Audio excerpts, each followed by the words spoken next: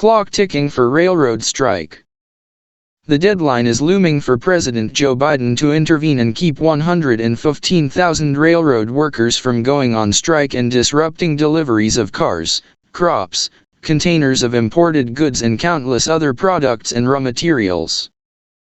Biden is widely expected to name a board of arbitrators to review the contract dispute and make recommendations on how to settle it before Monday's deadline.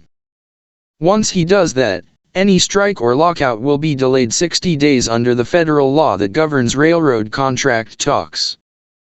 A White House official said the Biden administration is going through the standard process to decide whether to appoint this special board to intervene in the contract talks. Businesses that rely on railroads have urged Biden to appoint that presidential emergency board to try to bring the freight railroads and workers together to reach a deal. Groups including the U.S. Chamber of Commerce and major trade groups of railroad shippers all wrote to Biden over the past month since the talks deadlocked and mediation officially ended to say a rail strike could cause catastrophic disruptions in the economy. Even if those efforts fail, Congress would likely intervene to prevent a strike. Lawmakers could impose terms on the railroads and their 12 unions at that point or take other action to keep the trains moving.